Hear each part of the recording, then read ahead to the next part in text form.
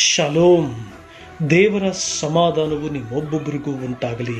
ಪ್ರಿಯ ದೇವರ ಮಕ್ಕಳೇ, ಮತ್ತಾಯನು ಬರೆದ ಸುವಾರ್ತೆ 8ನೇ ಅಧ್ಯಾಯ 8ನೇ ವಚನವನ್ನು ನಾವು ನೋಡಿಕೊಳ್ಳುವಾಗ ಅಲ್ಲಿ ಈ ರೀತಿ ಬರೆದಿದೆ, ಆ ಶತಾಧಿಪತಿಯು, ಪ್ರಭುವೇ, ನೀನು ನನ್ನ ಮನೆಗೆ ಬರ್ತಕ್ಕಷ್ಟು ಯೋಗ್ಯತೆ ನನ್ನಲ್ಲಿಲ್ಲ.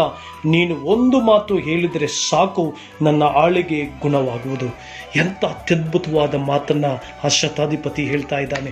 ಪ್ರಿಯ ದೇವ ಜನರೇ, ಆ ಶತಾಧಿಪತಿಗೆ ಅಧಿಕಾರ ಇತ್ತು, ಆ ಶತಾಧಿಪತಿಗೆ ಐಶ್ವರ್ಯ ಇತ್ತು, ಆ ಶತಾಧಿಪತಿಗೆ ಬೇಕಾದ ಹಾಗೆ ಆಳುಗಳಿದ್ರು, ಆ ಶತಾಧಿಪತಿ ಏನು ಬೇಕಾದರೂ ಮಾಡ್ಬೋದಾಗಿತ್ತು.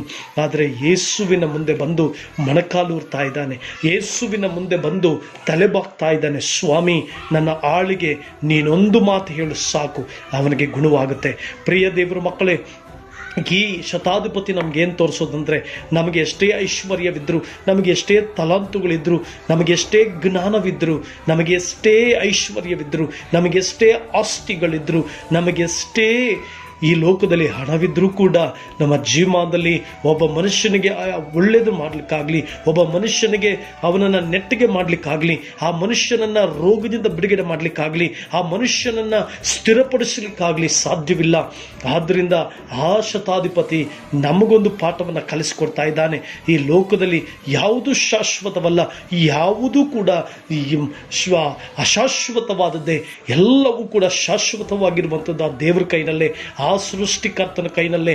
ಅದನ್ನು ತಿಳಿದಂಥ, ಅದನ್ನು ಮನಗೊಂಡಂಥ ಆ ಶತಾಧಿಪತಿ ಯೇಸುವಿನ ಬಳಿಗೆ ಬಂದ.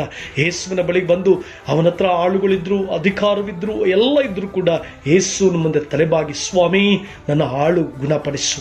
ನೀನು ಒಂದು ಮಾತು ಹೇಳಿದರೆ ಸಾಕು, ನನ್ನ ಆಳು ಗುಣವಾಗುತ್ತೆ. ಪ್ರಿಯ ದೇವರ ಮಕ್ಕಳೇ, ಪ್ರಿಯ ದೇವ ಜನರೇ, ದೇವರ ಒಂದು ಮಾತು ನಿನ್ನ ಜೀವಿತಕ್ಕೆ ಸಾಕು. ಯಾವ ಪರಿಸ್ಥಿತಿಯಲ್ಲಿ ಅದು ಹೋಗ್ತಾ ಇದೆಯಾ, ಶ್ರಮೆಗಳ, ಸಂಕಟಗಳ, ವೇದನೆಗಳ ಜೀವಿತವೇ ಬೇಡ ಎಂಬುದಾಗಿ ಜಿಗುಪ್ಸೆಯಲ್ಲಿದೆಯಾ, ನಿನ್ನ ಬ್ರದುಕು ನನಗೆ ಸಾಕಾಯಿತು ದೇವರೇ, ಇನ್ನು ನನ್ನ ಜೀವಿತದಲ್ಲಿ ನಾನು ಮೇಲೆ ದೊಳಕಾಗಲ್ಲ ಅಂತ ಕುತ್ಕೊಂಡಿದೆಯಾ, ಇನ್ನು ನನ್ನ ಜೀವನದಲ್ಲಿ ನಾನು ಉನ್ನತ ಸ್ಥಾನಕ್ಕೆ ಬರಲ್ಲ, ಇನ್ನು ನನ್ನ ಜೀವಿತದಲ್ಲಿ ಒಳ್ಳೆ ವ್ಯಕ್ತಿ ನಾನು ಆಗಲ್ಲ, ನನ್ನ ಜೀವಿತವನ್ನು ಕೆಡಿಸ್ಕೊಂಡ್ಬಿಟ್ಟಿದ್ದೀನಿ, ನನ್ನ ಬ್ರದುಕನ್ನು ಕೆಡಿಸ್ಕೊಂಡ್ಬಿಟ್ಟಿದ್ದೀನಿ, ನನ್ನ ಜೀವನದಲ್ಲಿ ಸಾಲಗಳು ಮಾಡಿಕೊಂಡು ಸಿಕ್ಕಾಕೊಂಡಿದ್ದೀನಿ, ಇನ್ನು ನನ್ನ ಜೀವನದಲ್ಲಿ ನಾನು ಅಷ್ಟೇ ದೇವರೇ ಮುಗಿದೋದೆ ಅಂತ ಎಲ್ಲಿ ಕುಳಿತುಕೊಂಡಿದೆಯಾ? ಪ್ರಿಯ ಸಹೋದರನೇ, ಸಹೋದರಿ, ಆ ಶತಾಧಿಪತಿ ಅವತ್ತು ಆ ರೀತಿ ಕುಳಿತುಕೊಂಡಿದ್ದರೆ ಅವನ ಆಳು ಗುಣವಾಗ್ತಾ ಇರಲಿಲ್ಲ. ಅವನು ಯೇಸುವಿನ ಬಳಿಗೆ ಬಂದ. ಯೇಸುವಿನ ಬಳಿಗೆ ಬಂದು ಯೇಸುವಿಗೆ ನೀನು ಒಂದು ಮಾತು ಹೇಳು ಸಾಕು ಅಂದ. ಯಾಕೆ ಆ ರೀತಿ ಹೇಳ್ದ ಅಂತ ನಾವು ನೋಡುವಾಗ, ಯೇಸು ಸ್ವಾಮಿಯ ಮಾತಿನಲ್ಲಿ ಅಧಿಕಾರವಿದೆ. ಯೇಸುವಿನ ನಾಮದಲ್ಲಿ, ಯೇಸು ಸ್ವಾಮಿ ಮಾತಿನಲ್ಲಿ ಅಧಿಕಾರವಿತ್ತು. ಆದುದರಿಂದ ಅವನ ಅಧಿಕಾರ ಯೇಸುವಿನ ಮುಂದೆ ನಡೆಯೋದು. ಅವನು ನನಗೆ ಅಧಿಕಾರ ಇದ್ದರೂ ಯೇಸುವಿನ ಮಾತಿಗಿರುವಂಥ ಅಧಿಕಾರ ನನ್ನ ಅಧಿಕಾರಕ್ಕಿಲ್ಲ ಅಂತ ತಿಳಿದ ಆ ಶತಾಧಿಪತಿ ಯೇಸುವಿನ ಬಳಿಗೆ ಬಂದ.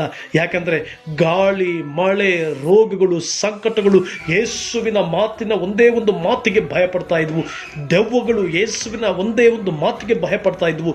ಸಮುದ್ರದ ಅಲ್ಲ ಕೊಲ್ಲೋಲವಾದಂಥ ಅಲೆಗಳು, ಬಿರುಗಾಳಿಗಳು ಯೇಸು ಸುಮ್ಮನಿರು ಅಂತ ಹೇಳಿದ್ರೆ ಸುಮ್ಮನಾಗ್ತಾ ಇತ್ತು. ಇಂಥ ಮಾತಿನಲ್ಲಿರುವಂಥ ಶಕ್ತಿ ಈ ಲೋಕದಲ್ಲಿ ಯಾರಿಗೂ ಇಲ್ಲ. ಸಮುದ್ರವನ್ನು, ಸೃಷ್ಟಿಗಳನ್ನೇ ಅಲುಗಾಡಿಸುವಂಥ, ಸೃಷ್ಟಿಯನ್ನೇ ಗದರಿಸುವಂಥ ಒಂದು ಮಾತ್ರವಾದಂಥ ಮಾತಿನ ಶಕ್ತಿ ಯೇಸುವಿನದಾಗಿತ್ತು. ಅದಕ್ಕೆ ಯೇಸುವಿನ ಬಳಿಗೆ ಬಂದ. ಪ್ರಿಯ ದೇವರ ಮಕ್ಕಳೇ, ದೇವರ ಮಾತಿನಲ್ಲಿ ಗುಣಪಡಿಸುವಂಥ ಶಕ್ತಿ ಇದೆ.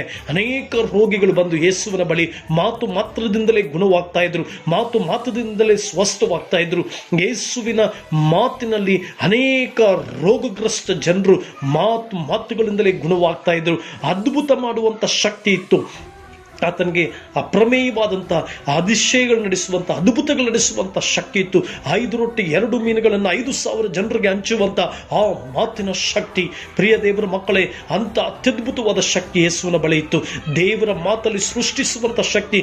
ಆದಿಕಾಂಡದಲ್ಲಿ ಎಲ್ಲ ನಿರ್ಜನವಾಗಿರುವಾಗ ಆ ಬೆಳಕಾಗಲಿ ಅನ್ನಲು ಬೆಳಕಾಯಿತು. ಆ ಮಾತಿನಲ್ಲಿ ಶಕ್ತಿ ಇದೆ, ಆ ಮಾತಿನಲ್ಲಿ ಪವರ್ ಇದೆ, ಆ ಮಾತಿನಲ್ಲಿ ಅದ್ಭುತಗಳು ಮಾಡುವಂಥ, ಆ ಮಾತಿನಲ್ಲಿ ಸೃಷ್ಟಿಸುವಂಥ, ಆ ಮಾತಿನಲ್ಲಿ ಸಮಸ್ತ ಗದರಿಸುವಂತ ಶಕ್ತಿ ಇತ್ತು.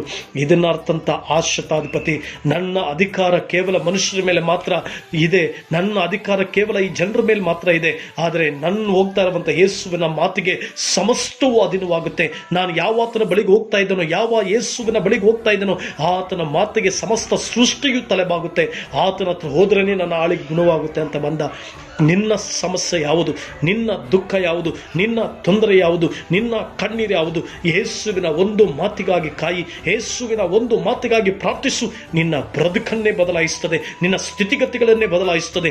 ಆ ಯೇಸುವಿನ ಒಂದು ಮಾತು ನಿನ್ನ ಕುಟುಂಬಕ್ಕೂ ನಿನ್ನ ಜೀವಿತಕ್ಕೂ ಸಾಕು. ನಿನ್ನ ಆರೋಗ್ಯಕ್ಕೂ ನಿನ್ನ ಮಕ್ಕಳ ಭವಿಷ್ಯಕ್ಕೂ ಯೇಸುವಿನ ಒಂದು ಮಾತು ಸಾಕು. ಆ ಮಾತಿನಲ್ಲಿ ಶಕ್ತಿ ಇದೆ, ಆ ಮಾತಿನಲ್ಲಿ ಅಧಿಕಾರ ಇದೆ, ಆ ಮಾತಿನಲ್ಲಿ ಸೃಷ್ಟಿಸುವಂತ ಬಲ ಇದೆ. ಅಂತ ಯೇಸುವಿನ ಬಳಿಗೆ ಬಂದಿದ್ದೀ, ಧೈರ್ಯದಿಂದರು. ಕರ್ತನು ನಿನ್ನನ್ನು ಆಶೀರ್ವದಿಸಲಿ. ಪ್ರಾರ್ಥನೆ ಮಾಡೋಣ. ನಮ್ಮನ್ನು ಬಹಳವಾಗಿ ಪ್ರೀತಿಸಿದ ಪರಮ ತಂದೆಯ ದೇವರೇ, ಯಾರ್ಯಾರ ಜೀವಿತದಲ್ಲಿ ನಡುಗಿ ಹೋಗಿದ್ದಾರೋ, ದುಃಖಿಸ್ತಾ ಇದ್ದಾರೋ, ಎಲ್ಲ ಕಳ್ಕೊಂಡಿದ್ದಾರೋ, ಕಣ್ಣೀರಿನ ಜೀವಿತದಲ್ಲಿ ಜೀವಿಸ್ತಾ ಇದ್ದಾರೋ, ಅವರೆಲ್ಲರ ಜೀವಿತಕ್ಕೆ ನೀನು ಒಂದು ಮಾತನ್ನ ನುಡಿ. ನಿನ್ನ ಒಂದು ಮಾತು ಪ್ರವಾಹದೋಪಾದಿಯಲ್ಲಿ ಮಾತ್ರವಲ್ಲದೆ ದೇವರೇ ಜಯಘೋಷದೋಪಾದಿಯಲ್ಲಿ ಅವರ ಜೀವಿತದಲ್ಲಿ ಕ್ರಿಯೆ ನಡೆಸಲಿ. ಆಶೀರ್ವದಿಸಿ, ಎಲ್ಲರನ್ನ ಬಲಪಡಿಸಿ. ಯೇಸುವಿನ ಹೆಸರಿನಲ್ಲಿ ಬೇಡ್ತೇವೆ ಸ್ವಾಮಿ. ಆಮೆನ್.